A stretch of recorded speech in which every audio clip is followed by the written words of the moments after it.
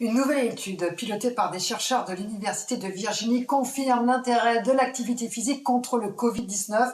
En cause, la fabrication par nos muscles d'un puissant antioxydant capable de protéger nos tissus et donc de limiter les complications liées à ce virus. Professeur Carré, bonjour. Alors pour vous, le constat est justement alarmant puisque le confinement a considérablement augmenté notre sédentarité. Bonjour. Oui, le constat est alarmant, surtout auprès de nos patients. Confinement est souvent associé à augmentation du temps passé assis, donc augmentation de la sédentarité, diminution de l'activité physique, augmentation de l'inactivité physique. Et ceci explique que nombre de nos patients hypertendus, diabétiques, sont déséquilibrés avec une glycémie qui est trop élevée ou une tension artérielle qui est trop élevée. Il faut absolument que ces patients comprennent qu'ils doivent maintenir une activité physique qui fait partie de leur traitement.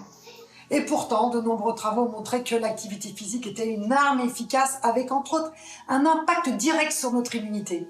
Oui, les travaux sont nombreux qui montrent que l'activité physique, entre autres, va renforcer notre immunité. Ceci permet de se retrouver dans une situation avec moins d'infections.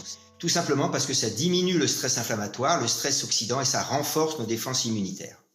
Vous vous inquiétez aussi pour nos petits muscles qui font beaucoup plus rapidement que ce que l'on croit et vous nous incitez à chouchouter particulièrement nos quadriceps, les plus gros muscles du corps humain. L'inactivité physique et la sédentarité sont trompeuses puisque en fait nos muscles vont fondre mais ils sont remplacés par de la graisse, ce qui fait qu'on ne s'en rend pas compte.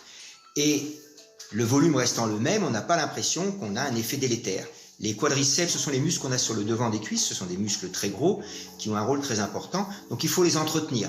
Pour les entretenir, on peut soit faire des exercices dynamiques, comme par exemple le lever de chaise, où on s'assied sur une chaise, on se lève, on s'assied, on se lève, etc., sans s'aider de ses mains si possible.